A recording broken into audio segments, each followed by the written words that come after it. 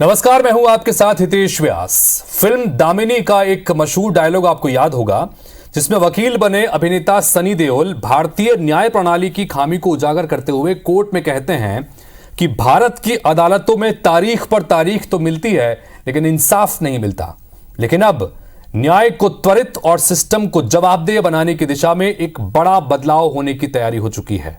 तारीख पर तारीख के सिलसिले को खत्म करने के लिए अब अंग्रेजों के जमाने के कानून की विदाई का रास्ता साफ हो गया है। औपनिवेशिक युग के आपराधिक कानूनों की जगह लेने वाले 3 महत्वपूर्ण विधेयक लोकसभा में पास कर दिए गए हैं।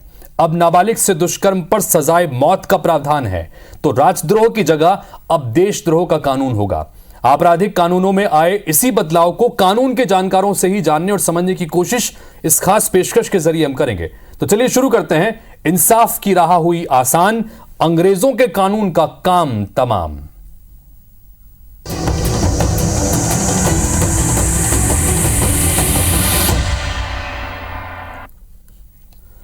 चलिए, तो इसमें बातचीत करने के लिए हमारे साथ में कानून के 2 जानकार इस वक्त सीधे जुड़ रहे हैं। हमारे साथ में रोहित शर्मा जी हैं, जो कि वरिष्ठ अधिवक्ता हैं रायपुर से, बिलासपुर से। साथ ही हमारे साथ में पंकज दुबे जी हैं, जो कि वरिष्ठ अधिवक्ता हैं जबलपुर से। आप दोनों का बहुत बहुत स्वागत है। चूंकि अभी हमने जिक्र किया कि आपराधिक कानून में बहुत बड़े परिवर्तन किए गए हैं, अंग्रेजों के जमाने से जो प्रावधान चले आ रहे थे उनको बदलाव किया गया है, तो आपसे जानने समझने की हम कोशिश करेंगे कि इसे सरल भाषा में आम लोग किस तरह से समझें और जो महत्वपूर्ण बदलाव किए गए हैं वो क्या। इसी कड़ी में जो पहला बदलाव किया गया है, पहले उसकी डिटेल में जानकारी आपके सामने रख दें। गृह मंत्री अमित शाह की ओर से लोकसभा में पेश किए गए भारतीय न्याय संहिता 2023 के साथ साथ जो और प्रावधान किए गए हैं, उसमें भारतीय नागरिक सुरक्षा संहिता विधेयक 2023 और भारतीय साक्ष्य विधेयक 2023 को ध्वनिमत से पारित कर दिया गया।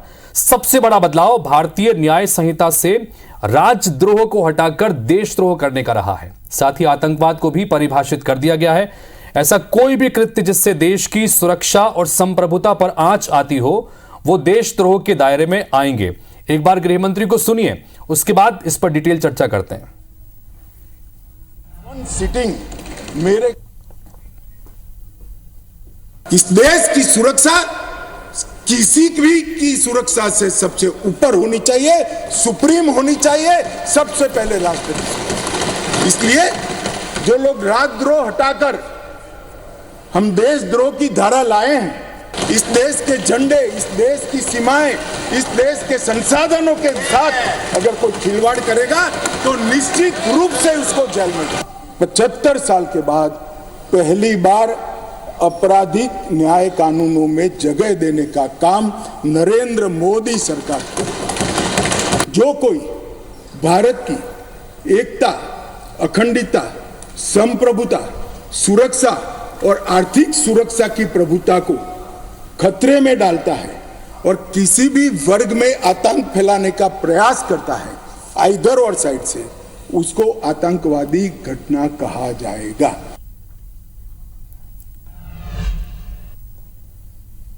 तो आपराधिक कानूनों के संदर्भ में जो महत्वपूर्ण बदलाव किए गए हैं, उसमें सबसे महत्वपूर्ण बदलाव इसे भी माना जा सकता है, क्योंकि अब तक कानूनों में राजद्रोह का प्रावधान था। राजद्रोह जो सीधे सीधे राजशाही से जुड़ा हुआ था, अंग्रेजों के जमाने का यह बना हुआ कानून का प्रावधान था। अब उसे बदल दिया गया है, राजद्रोह हटा दिया गया है और उसकी जगह अब देशद्रोह के कानून ने जगह ले ली है। क्या क्या खासतौर पर प्रावधान है, बातचीत करने के लिए हमारे साथ में दोनों कानून के जानकार वरिष्ठ अधिवक्ता जुड़े हुए हैं।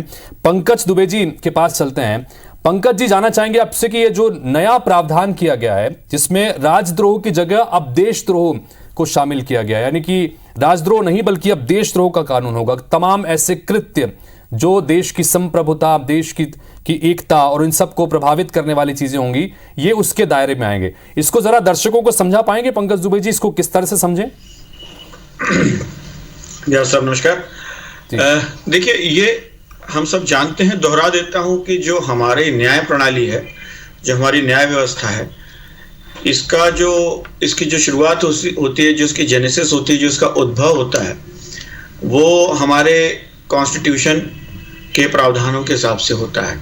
जो हमारा संविधान है, उसमें जो प्रावधान दिए हैं, उसमें जो जगह दी है, उसके हिसाब से हमारे कानून बनते हैं।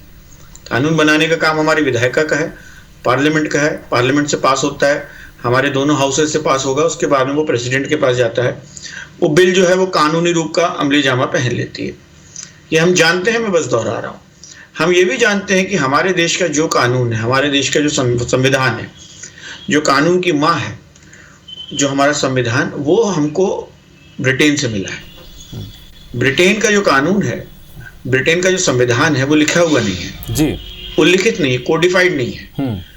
वे तमाम पत्रों से, तमाम सर्कुलर से, तमाम और समय समय पे जारी किए गए आदेशों से बनता है। हाँ। हमारे देश का जो संविधान है, बेसिक चीजें हमने वहीं से ली थी, मगर हमने उसको एक पुस्तक के रूप में, एक कोड के रूप में डेवलप किया था, और उसके आधार पर हमारे कानून बने थे। हाँ। अब जब अंग्रेजों का शासन था, तब ज्यादातर कानून हमारे तभी आ गए थे। जो हमारी आईपीसी थी, वो कानून बताती थी कि कौन सा कानून है, उसमें कानून की परिभाषा क्या है, अपराध की परिभाषा क्या है, और अपराध पर कितनी सजा होगी। ठीक है। ये बेसिकली हमारा आईपीसी था, जिसको हम लोग ताजीरात हिंद कहते थे जी। आपने सिनेमा में बहुत से मित्रों ने सुना होगा। तो वो इस प्रकार से आईपीसी होता है। हाँ। जो सीआरपीसी था, वो दंड प्रक्रिया संहिता थी जी। तो ये जो कानून है, जो सजा है, जो अपराध है, जो परिभाषित आईपीसी में किया गया, उसको देने के लिए, उसके विचारण के लिए न्याय प्रणाली क्या होगी, प्रक्रिया क्या होगी। हाँ। तो वो एफआईआर से लेकर के सजा देने से लेकर के अपील तक का उसके अंदर प्रावधान दिए हुए, उसको अपन दंड प्रक्रिया संहिता बोलते हैं, सीआरपीसी प्रोसीजर। अब पूरे कानून जो होता है, एक तो हो गया परिभाषा और उस पर दंड, एक हो गया उसकी प्रक्रिया। लेकिन अब ये कानून का सबसे इंपॉर्टेंट फैक्टर होता है, सबसे महत्वपूर्ण घटक होता है साक्ष्य। जी। तो साक्ष्य जो होता है, वो यदि मेरे विरुद्ध कोई आपराधिक विचारण होगा या ट्रायल होगी, तो उसका साक्ष्य क्या होना चाहिए, किस प्रकार से साक्ष्य का संकलन होगा, साक्ष्य किसे माना जाएगा, किसे नहीं माना जाएगा, ये सब दिया हुआ था इंडियन एविडेंस एक्ट में। तो ये 3 अलग अलग कानून, 3 अलग अलग किताबें जो है, वो भारतीय आपराधिक कानून प्रक्रिया की मुख्य पुस्तकें और कानून हैं। अब जैसा मैंने आपसे कहा कि हमने बेसिकली जितना भी कानून था, वो हमने ब्रिटेन से इंस्पायर होकर के लिया। ठीक है। देखिए, हम किसी भी चीज को नेगेटिवली नहीं देखना चाहते। होता क्या, देश काल परिस्थिति के हिसाब से चीजें बनती हैं। आज से 100 साल पहले जो परिस्थितियां थी, उसमें जो मिनिमम अवेलेबिलिटी थी, जो हमारे पास कम से कम संसाधन थे, उसमें यह था कि हमको ब्रिटेन का एक कानून जो हमारे देश में ऑलरेडी लागू किया गया था, उसको थोड़े अमेंडमेंट करके उसको हमने इनकॉर्पोरेट कर लिया था, उसको यूज करना हमने शुरू कर दिया। ठीक है। तो पंकज जी, कुल मिलाकर यहाँ पर ये कहना चाह रहे हैं कि जो कानून हम लोगों ने बनाए थे, जिसको उस समय इंप्लीमेंट किया गया था, उस वक्त वो उसे ब्रिटेन से लिया गया था और उसके बाद उसको कोडिफाइड किया गया। लेकिन अब चूंकि समय के साथ में इसमें कई बार बदलाव की जरूरत महसूस की जाती रही, तो बदलाव किए गए हैं। रोहित शर्मा जी, मेरी आवाज अब तक पहुंच रही है?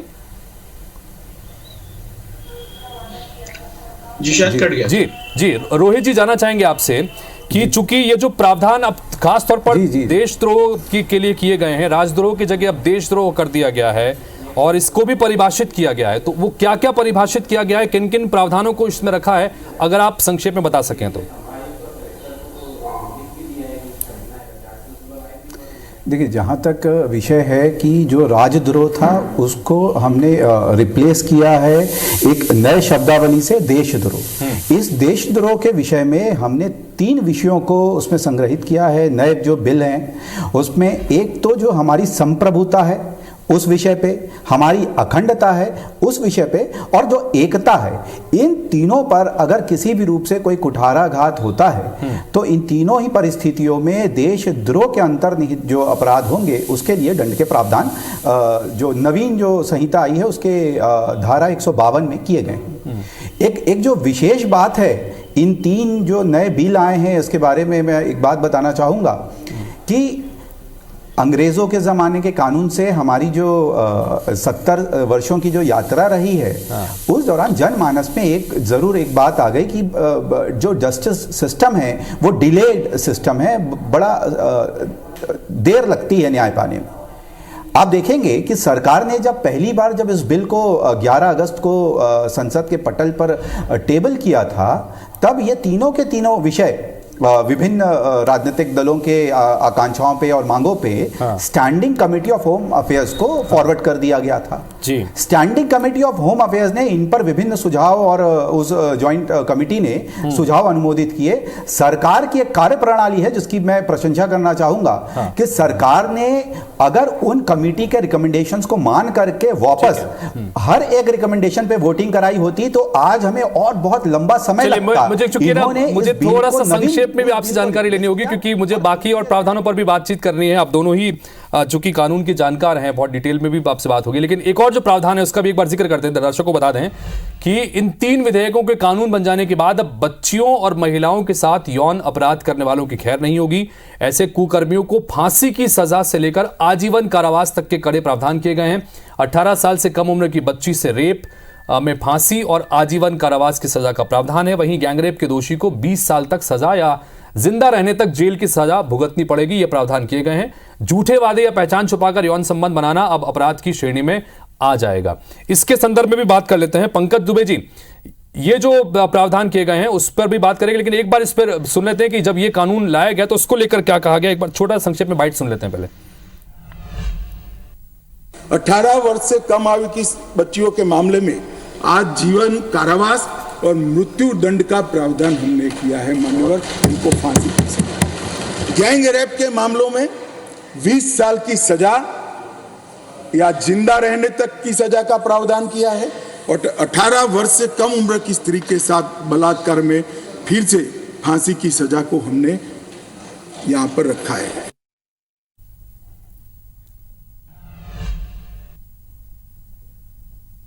चलिए, तो इस पर ये कुल मिलाकर एक जो प्रावधान अब नाबालिग बच्चियों से रेप और दुष्कर्म के संदर्भ में भी किया गया। पंकज दुबे जी, इसको अगर बार आप एलोबरेट करना चाहें कि पहले क्या प्रावधान थे और नई चीज जो व्यवस्था की गई उसके अंदर क्या कुछ जोड़ी गई चीजें। पंकज जी, देखिए, जो मेजर विक्टिम्स के साथ रेप की बात आती है वो तो पहले 376 में डील किया जाता था, अब शायद वो 64 या 66 में 69 में डील किया जाएगा जी।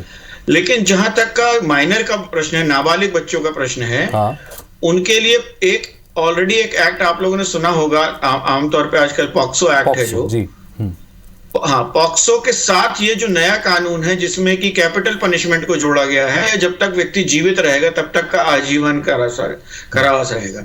नॉर्मली ये माना जाता था कि आजीवन कारावास यानी कि 20 वर्ष की सजा, 20 वर्ष को आजीवन कारावास माना जाता है। तो सुप्रीम कोर्ट ने अभी उसको कुछ दिन पहले इंटरप्रेट भी किया था। हाँ। लेकिन अब चूंकि ये नए कानून में स्पष्ट तौर पर उसको कैपिटल पनिशमेंट आती है, यानी कि मृत्यु दंड या जब तक जीवित रहेंगे, ये बड़ा सीधा सीधा उन्होंने कहा है कि जब तक जीवित रहेंगे तब तक के लिए उसमें जो है सजा का प्रावधान किया गया है।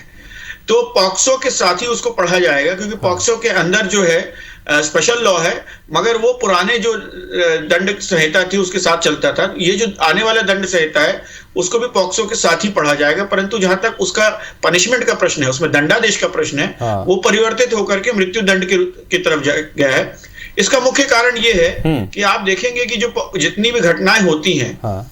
इसमें 2 तरह की चीजें सामने आती हैं।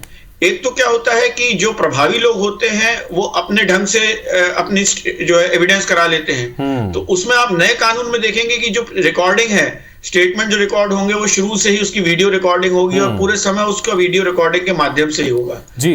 तो कुल मिलाकर हाँ। जी बोलिए। तो इस पॉइंट को लेकर के थोड़ी सी सरकार सजग है और पार्लियामेंट को लगा कि इस चीज को इस ढंग से देखा जाए हाँ। कि जो साक्ष्य है वो सुरक्षित रहे, क्योंकि मूल उद्देश्य क्या है, पब्लिक इंटरेस्ट। तो पब्लिक इंटरेस्ट के खिलाफ होता है अपराध। ठीक है, तो पंकज जी की ने जो बात यहां पर बताई खासतौर पर इस प्रावधान के संदर्भ में, उसमें एक तो ये कि कड़े प्रावधान किए गए हैं सजा के संदर्भ में। पॉक्सो में ही अब दंडात्मक जो व्यवस्था है उसको भी शामिल किया गया है और इसमें जो सजा का प्रावधान है उसे और कड़ा किया गया है। उसके अलावा जो लूप होल्स थे उन लूप होल्स को भी दूर करने की कोशिश यहां पे की गई है। इन सब के बीच एक और प्रावधान था, उसका भी जिक्र कर लेते हैं, जिसका जिक्र अभी यहां पर रोहित शर्मा जी ने अपने वक्तव्य में किया था। मैंने उनको रोका था क्योंकि उसके संदर्भ में हम डिटेल में भी जाना चाहते थे उनसे। इन तीनों विधेयकों के कानून रूप लेने के जाने के बाद में एक बड़ा क्रांतिकारी बदलाव पुलिस की जवाबदेही सुनिश्चित करने से भी जुड़ा है। अब नए बिल के कानून बन जाने के बाद न्याय प्रणाली और पुलिस दोनों की जवाबदेही भी तय हो जाएगी, जिसके लिए कई प्रावधान किए गए हैं। अभी सीआरपीसी में किसी शिकायत पर एक्शन का कोई समय निर्धारित नहीं था, यानी कि कब तक एक्शन होना है, क्या होना है, लेकिन अब 3 दिन के भीतर एफआईआर दर्ज करनी होगी। गिरफ्तारी करने पर परिवार वालों को जानकारी भी देनी होगी। वहीं अदालतों के लिए भी केस को निपटाने की समय सीमा तय कर दी गई है। ट्रायल कोर्ट को अधिकतम 3 साल में फैसला सुनाना होगा। वहीं मुकदमा खत्म होने के बाद अब 43 दिन के अंदर फैसला सुनाना भी जरूरी होगा और साथ ही फैसला सुनाने के 7 दिन के अंदर सजा सुनिश्चित करना भी अनिवार्य कर दिया गया है। दया याचिका के संदर्भ में भी बंदिशें लगाई गई। अब केवल दोषी ही दया याचिका लगा पाएगा, क्योंकि अब तक एनजीओज भी कई बार आखिरी मोमेंट पर जाकर दया याचिका दाखिल कर देते थे। दया याचिका दाखिल करने की समय सीमा तय कर दी गई है। 30 दिन के अंदर ही दया याचिका दाखिल करनी होगी जब उनको सजा का ऐलान होता है उसके अंदर। तो कुल मिलाकर यह बड़ा महत्वपूर्ण, एक बार इसको पहले सुन लेते हैं फिर इस पर रिएक्शन लेंगे।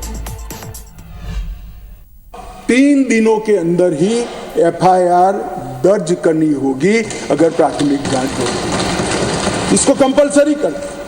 परिवारजन जाते हैं, हमारे सगा संबंधी कहाँ है हमें मालूम ही नहीं है, पुलिस कहती है हमारे पास नहीं है। अब तय कर दिया है गिरफ्तार व्यक्तियों की सूचना अनिवार्य रूप से हर पुलिस स्टेशन पर रखनी पड़ेगी और एक पुलिस अधिकारी को इसके लिए जिम्मेदार करना पड़ेगा। मैजिस्ट्रेट साहब के साथ हमने बाध्य कर दिया है कि 14 दिनों के अंदर इसका संज्ञान आपको लेना ही पड़ेगा और कार्यवाही चालू, इसको लटका नहीं सकते। 14 दिनों में संज्ञान लेना है तो कोर्ट को इसको समाप्त कर ही जाना पड़ेगा। तो कुल मिलाकर जिस तरह से कार्यक्रम की शुरुआत हमने जिस वक्तव्य के साथ की थी, वो फिल्म का जो डायलॉग जिसका हमने जिक्र किया था कि तारीख पर तारीख, और ये इस तरह की चीजें बन गई थी कि कई सालों तक केसेस चलते रहते हैं। कई बार पुलिस के रवैये को लेकर भी सवाल खड़े किए जाते रहे। रोहित शर्मा साहब, ये जो प्रावधान है इसका जिक्र आप भी अपने ओपनिंग स्टेटमेंट में कर रहे थे, इसके संदर्भ में भी जाना चाहेंगे कि ये जो नए प्रावधान किए गए, जो समय बांध के तहत बांधा गया है न्यायपालिका को और पुलिस की व्यवस्था को भी, कि एफआईआर भी दर्ज करनी होगी और ट्रायल कोर्ट्स को कितने दिन के भीतर उस मामले में सुनवाई पूरी करनी होगी, सजा का ऐलान भी करना होगा, इसे किस तरह के फैसले के रूप में देखते हैं और ये प्रावधान क्या क्या खास हो रहेंगे? देखिए, जहाँ तक विषय है कि जो प्रक्रिया जिससे ये पूरा न्याय प्रक्रिया चलता है, जिसको हम पूर्व में जिस कानून को हम कोड ऑफ क्रिमिनल प्रोसीजर कहते थे, वो वर्तमान में भारतीय नागरिक सुरक्षा संहिता के रूप में आया है। इन संहिता के विभिन्न प्रावधानों में 7 दिन, 90 दिन, 45 डेज इस प्रकार की परिधि और जो मैक्सिमम जो एक की ट्रायल को कितने दिनों में हमको कोर्ट को कंक्लूड करना है, तो 3 वर्ष का जो प्रावधान किया है उसको भी लेकर के आई हैं। मैं मूल रूप से अगर मैं इस बारे में चर्चा करूं तो न्याय जो तारीख पे तारीख का जो विषय था उस पे जवाबदेही सुनिश्चित किया जाना इस बिल ने सुनिश्चित किया है। और जैसे ही जवाबदेही सुनिश्चित होगी तो स्वाभाविक है कि जिस प्रकार का एक प्रावधान है कि अगर कोई आरोपी कोर्ट के समक्ष उपस्थित ही नहीं हो पा रहा है और कोर्ट उसे घोषित अपराधी घोषित कर देती है और 7 साल और 10 वर्ष से ज्यादा का सजा है, तो उस अपराधी के अनुपस्थिति में भी ट्रायल चलेगा, विचारण चलेगा और कोर्ट उसके सजा या एक्विटल जो भी वो करेगी उस रास्ते को पकड़ेगी। अभी होता यह था कि वर्तमान कार्यप्रणाली में 10-10 साल तक आरोपी फरार रहते थे, मिलते नहीं थे, न्यायालय में केस पेंडिंग है और जो विक्टिम है उसकी जो पीड़ा थी वो अग्रतर बढ़ती जाती थी। तो अभी जो जवाबदेही सुनिश्चित की जाने की जो प्रावधान लाए गए हैं, जिसमें ट्रायल को कंक्लूड करने की एक परिधि निर्धारित की गई है 3 वर्ष, और खासतौर पे जो आप कह रहे थे और हमने भी देखा है कि सुप्रीम कोर्ट में भी जो उससे डायरेक्ट विक्टिम नहीं है या आरोपी का रिश्तेदार भी नहीं है, वो भी सुप्रीम कोर्ट में संवैधानिक अधिकारों के उल्लंघन, संविधान की हनन के बात को लेकर के रात के 12 बजे भी सुप्रीम कोर्ट के दरवाजे को खटखटाता था। उस कार्यप्रणाली पर एक रोक लगेगी और एक शासन का और जनमानस का शासन के व्यवस्थाओं पे विश्वास बढ़ेगा। ये विश्वास बढ़ना बहुत जरूरी है। पंकज जी, बड़ा एक महत्वपूर्ण टर्म है इस कानून व्यवस्था को लेकर कि justice delayed is justice denied, ये हमेशा से कहा जाता रहा है। लेकिन जिस तरह से केसेस पेंडिंग पड़े हुए हैं कई बार से, इसके पीछे भी एक अलग कारण है, उसमें चाहे जजों की संख्या की बात हो या तमाम चीजों की बात हो। अब ये जो नए प्रावधान है कि ट्रायल कोर्ट को 3 साल के भीतर उस पर सजा या फैसला सुनाना होगा, सजा जो भी हो फैसला उस पर सुनाना होगा, सजा का ऐलान के संदर्भ में भी किया गया, पुलिस को भी ताकीद किया गया है। इससे आगे आने वाले समय में किस तरह के परिवर्तन देखते हैं? देखिए, हम लोगों को इस पर जब बात करनी है तो देखना पड़ेगा कि किस तरह के ऑफेंस की हम बात कर रहे हैं। देखिए, कुछ ऑफेंस ऐसे होते हैं जो पेटी नेचर के ऑफेंस होते हैं, उनको समय सीमा के भीतर उनका निराकरण जरूरी है। कुछ ऑफेंसेस ऐसे होते हैं जिसका वॉल्यूम बहुत बड़ा होता है, जैसे आप मान लीजिए आज प्रिवेंशन ऑफ करप्शन एक्ट जिसको हम लोग कहते हैं, यदि उसके जो ऑफेंस होते हैं उसमें चार्जशीट होती है 7,000 पेज 8,000 पेज की चार्जशीट होती है। अब आप समझ लीजिए कि जो गवाह होते हैं 240 गवाह होते हैं, ऐसे बहुत सारे मामले होते हैं जिसमें 200-300 गवाह होते हैं। ये जो न्याय व्यवस्था है जो हमको किताब के माध्यम से मिलती है, इसको हमको सरल बनाने की जिम्मेदारी हमारी है। जैसे हम बार हो गए, बेंच हो गई और इन्वेस्टिगेटिंग एजेंसी हो गई। जब इन्वेस्टिगेटिंग एजेंसी मुख्य रूप से किनको एविडेंस में गवाह बनाना है उसको सीमित करके और प्रिसाइज करके बनाएगी, आप देखिए स्पीड बढ़ेगी। लेकिन यदि आप उसको हर बात पे आप एक गवाह बना रहे हैं या एक पॉइंट पे 5-5 गवाह को लेकर के आना चाहते हैं, इससे डिले होता है। अब यदि प्रोसिक्यूशन डिले करता है तो डिफेंस भी डिले करता है। तो बहुत सारी ऐसी चीजें होती है जिसको हमको गंभीरता से लेना पड़ेगा। ठीक बात है। कानून में मिल गया, सुप्रीम कोर्ट लगातार कहते हुए आ रहा है कि जल्दी एफआईआर करिए, जल्दी निराकरण करिए। अभी हाई कोर्ट जबलपुर ने ये कह दिया कि जितने 25 साल पुराने मुकदमे हैं उनको ट्रायल कोर्ट एक समय सीमा के भीतर उनका निराकरण करे, 6 महीने में करे, 1 साल में करे। न्यायालय प्रयास कर रहे हैं, लेकिन इसकी जिम्मेदारी इन्वेस्टिगेटिंग एजेंसी से शुरू होती है। बिल्कुल शुरू से लेकर आखिर तक जो कड़ियां जुड़ी हुई हैं इंसाफ की इस पूरी प्रक्रिया में, सभी को उसी तरह की मुस्तैदी से अपनी जिम्मेदारियों को निभाना होगा। और यही वजह है कि जो बदलाव किए गए हैं, जो समयबद्ध सब लोगों को पाबंदियां की गई हैं, इस वजह से शायद ये इस इंसाफ मिलने की प्रक्रिया में और थोड़ा इसका जल्दी होगी और राह आसान होगी, ये उम्मीद कर सकते हैं। एक और जो प्रावधान है उसका भी फटाफट जिक्र कर लेते हैं। वो प्रावधान मॉब लिंचिंग के संबंध में किया गया है कि मॉब लिंचिंग पर फांसी की सजा का प्रावधान कर दिया गया है। अभी लिंचिंग के लिए कानून बना नहीं था, अब किसी के सिर पर लाठी मारने वाले को सजा तो मिलेगी। ब्रेन डेड की स्थिति में दोषी को 10 साल की सजा मिलेगी। मॉब लिंचिंग को रोकने के लिए अब तक कोई कदम नहीं उठाने के लिए गृह मंत्री ने कांग्रेस को निशाने पर भी लिया है। पॉलिटिकल चीजें भी यहां पर हुई, लेकिन इसको लेकर भी क्या कुछ उन्होंने कहा एक बार सुनिए, फिर इस पर भी त्वरित प्रतिक्रिया लेते हैं। मॉब लिंचिंग घृणित अपराध है और उसको हम नए कानून में फांसी की सजा का प्रावधान कर इंक्लूड कर रहे हैं। आपने भी इस देश में 70 साल में 58 साल शासन किया है, आपने मॉब लिंचिंग को बोला अब तक क्यों नहीं लाए थे? हम तो जब बदलाव किए तब लाए। मॉब लिंचिंग शब्द का उपयोग हमें गाली बोलने के लिए तो खूब किया, मगर जब सत्ता में आए तब भूल गए। इस प्रकार के व्यवहार को जनता जानती है, इसीलिए उस ओर बैठे हो और उस ओर से भी सदन के बाहर बैठे हो। ठीक है, चलिए, तो मॉब लिंचिंग को लेकर भी प्रावधान किया गया है और इसको लेकर गृह मंत्री ने कहा भी कि मॉब लिंचिंग को लेकर आरोप तो बहुत लगते रहे, लेकिन कानून के संदर्भ में अब तक कुछ किया नहीं गया था। रोहित शर्मा जी जरा समझाने की कोशिश करेंगे संक्षेप में ये मॉब लिंचिंग को जिस तरह से अब इसमें परिभाषित किया गया है, और साथ ही आतंकवाद का एक मुद्दा भी था उसके संदर्भ में भी कि उसको भी परिभाषित किया गया है। अगर आप संक्षेप में बता सकें कि किस तरह से ये चीजें होंगी। देखिए, जहाँ तक मॉब लिंचिंग के साथ में जो नवीन संहिता है उसमें एक और शब्द है हेट क्राइम। ये 3 चीज़ों को, आतंकवाद जो पूर्व में परिभाषित नहीं था, किसी धर्म विशेष से लेकर के, किसी जाति विशेष को लेकर के, किसी संप्रदाय विशेष को लेकर के, वर्तमान जो संहिता है उसमें मॉब लिंचिंग को, हेट क्राइम को किसी भी समुदाय, किसी भी पंथ, किसी विश्वास के प्रति जो हमारी संवैधानिक अधिकार है, कि जिसमें हम कहते हैं कि आपको स्वतंत्रता है किसी भी आस्था को रखने के लिए, किसी भी विश्वास को रखने के लिए, उससे भी अगर विरक्ति है तब भी उसको सजा के प्रावधान किए गए हैं। मॉब लिंचिंग आज हम देखते थे कि एक भीड़ का न्याय तंत्र बन जाता था और भीड़ में सैकड़ों हजारों की लोग आते थे, और क्योंकि उसको निर्धारित करने के लिए कोई कानून नहीं था, तो वर्तमान में पहली बार एक राजनीतिक सशक्तिकरण के रूप से जब इसको लेकर के कानूनी प्रावधान के रूप में लेकर के आया गया है, तो हम देखेंगे कि एक सामाजिक रूपांतरण भी देखने को मिलेगा, जिसमें समाज में जो भीड़ का मनोवेग से जो अपराध घटित होते थे उस पर लगाम लगने की पहली बार कोई प्रावधान किए गए। बिल्कुल, सामाजिक रूपांतरण भी जाहिर तौर पर देखने को मिलेगा। तो कुल मिलाकर यहाँ पर हमारे कानून के दोनों ही जानकार वरिष्ठ अधिवक्ताओं से हमने जानने समझने की कोशिश की कि नए जो प्रावधान किए गए हैं इसको किस तरह से आम भाषा में समझने की कोशिश करें। आप दोनों का बहुत बहुत शुक्रिया डिटेल में इन तमाम जो प्रावधान किए गए उसको समझाने के लिए। तो कुल मिलाकर हम ये कह सकते हैं कि इंसाफ की राह थोड़ी आसान नजर आ रही है, क्योंकि अंग्रेजों के जमाने से चले आ रहे तमाम जो कानून जो कई बार इसी व्यवस्था में बाधक बनते थे उनको हटाकर नई व्यवस्थाएं की गई हैं। ऐसे में उम्मीद कर सकते हैं कि इंसाफ की राह वाकई आसान होगी आने वाले समय में। फिलहाल इस बुलेटिन में इतना ही। नमस्कार।